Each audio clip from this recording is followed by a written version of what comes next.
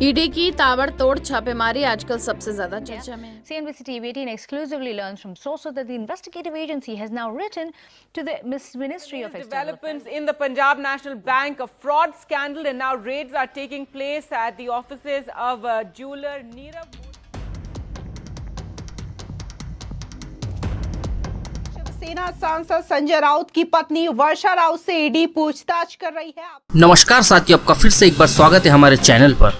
आज हम जानेंगे कि गवर्नमेंट क्या करती है जब्त किए गए पैसों का। जैसे कि आप जानते हैं कि हमारे देश में कई सारे भगोड़े हैं जिन्होंने हमारे देश को करोड़ों की चपत लगाकर विदेश भाग चुके हैं। ईडी ने कई घोटालों में छापेमारी कर करीबन 4 साल में 67,000 करोड़ रुपए की संपत्ति जब्त की है। झारखंड में अवैध खनन से जुड़े मामले में पिछले सिर्फ 2 महीने में 30 करोड़ से ज्यादा की संपत्ति जब्त हुई है और आए दिनों कहीं न कहीं ईडी के द्वारा छापेमारी की खबर न्यूज में आती ही रहती है। हमारे देश में कई ऐसे जमाखोर हैं जिन्होंने काले कामों के जरिए पैसे अपने घरों में दबा कर बैठे हैं। हमारे देश को करोड़ों का चूना लगाने में कई बड़े बड़े महारथी शामिल है। तो आइए जानते हैं इस पूरी रिपोर्ट को विस्तार में। आपसे अनुरोध है कि आप इस चैनल को सब्सक्राइब जरूर करें और इस वीडियो को अंत तक देखें। अगर ये वीडियो अच्छी लगे तो लाइक जरूर करें। तो साथियों, जानते हैं सबसे पहले कि आखिर ईडी क्या है। कुछ समय से ईडी का नाम newspaper, TV channel, social media पर हर जगह काफी प्रचलित होता जा रहा है। ईडी का नाम अक्सर हाई प्रोफाइल केस में देखने को मिलता है।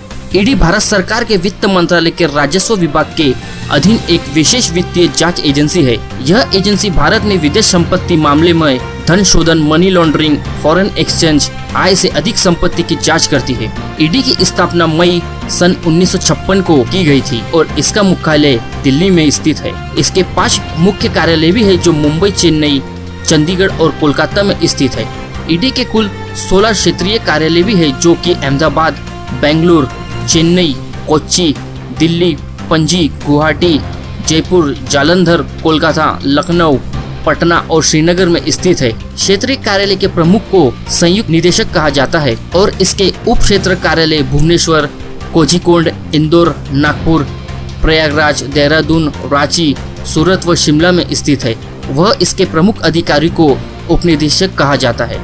निधि के अंतर्गत जो भी अधिकारी काम करते हैं उसका उपचुनाव IAS, IPS इत्यादि रैंक के आधार पर किया जाता है।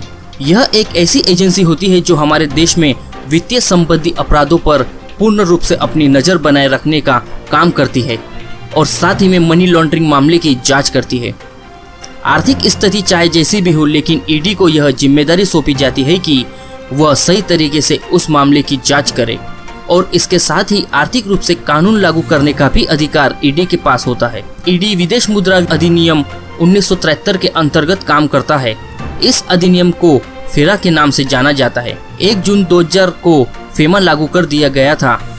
कुछ समय के बाद फेमा से संबंधित सभी मामले ईडी के आधिकारिक क्षेत्र में कर दिए गए।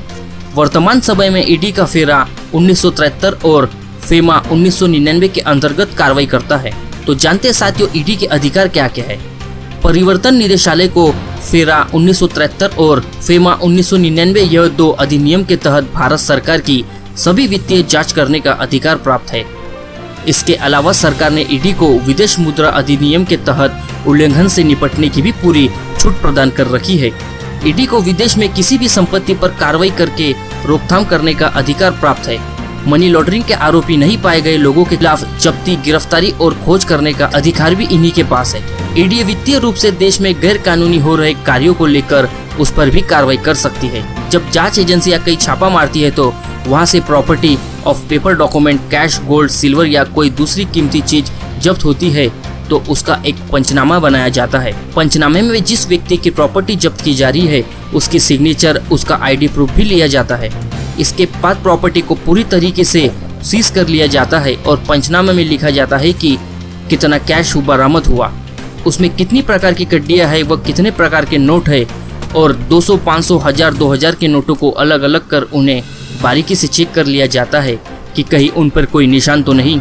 और इस पंचनामे की रिपोर्ट को एजेंसी अपने पास रखती है और कोर्ट में सबूत के तौर पर पेश करती है। कैश को छोड़कर जो प्रॉपर्टी जब्त की जाती है वह केस खत्म होने तक या इसकी पूर्ण सुनवाई होने तक ईडी अपने पास रखती है। वही इसकी अवधि को लेकर PMLA कोर्ट कहता है कि सिर्फ 180 दिन यानी 6 महीनों तक ही प्रॉपर्टी को अपने पास रख सकते हैं। वह इसका मतलब ये भी है कि अगर आरोपी दोषी साबित होता है तो प्रॉपर्टी सरकार को ही दी जाती है, लेकिन वह दोषी साबित नहीं होता है तो उसकी प्रॉपर्टी उसे वापस दी जाती है। कई बार तो कोर्ट प्रॉपर्टी मालक पर कुछ फाइन लगाकर भी उनकी प्रॉपर्टी वापस दे देता है। जब जांच एजेंसियां कहीं कैश जब्त करती है तो वह उन्हें रिजर्व बैंक, स्टेट बैंक में केंद्र सरकार के अकाउंट में जमा कर देती है। वही कई बार कुछ केसों में ऐसा भी होता है कि जिसका पैसा जांच एजेंसियां अपने पास रख लेती है और उस केस की सुनवाई होने तक पैसा उन्हीं के पास रहता है। वही अगर किसी की प्रॉपर्टी जब्त है तो PMLA prevention of money laundering act 2002 के सेक्शन 5 के तहत इस प्रॉपर्टी को